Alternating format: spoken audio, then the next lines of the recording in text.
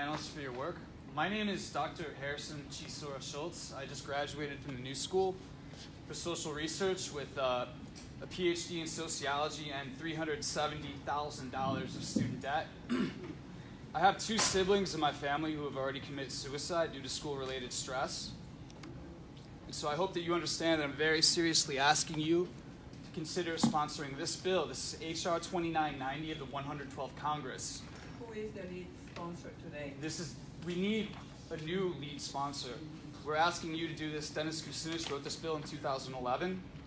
I'm also an original Occupy Wall Street organizer, and I'm currently working online with other occupiers from across the country to start a new occupation at Federal Reserve branches across this country with the hopes of encouraging and inspiring Congress to bail out the 99% with the National Emergency Employment Defense Act. There's no need for a new infrastructure bill, Congresswoman. This bill would fund student credit card, medical, housing debt relief. This bill would retire our entire unconstitutional debt to the Federal Reserve. And this bill would create grassroots economics, actually paying people to create new infrastructure at livable wages. This would completely fund Congresswoman Cortez's Green New Deal without raising any new taxes on the 99% at all whatsoever, completely tax-free.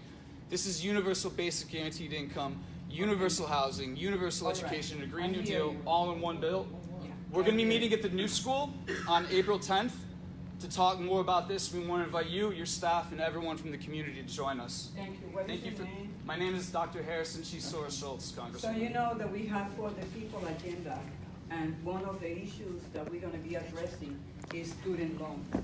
For the first time in 30 years, business formation for startups is at the lowest level. Why? Because students graduate with a diploma and a huge student debt. And so we're going to be addressing student loans debt, and we will be in touch with you. Thank you. So that we could see what can we do. But when we look at infrastructure investment, and when we look at other programs that are important, we need to revisit the tax cut that is going to rob the future of entire generations. Not only closing the loopholes, but revisiting it and see what can be done.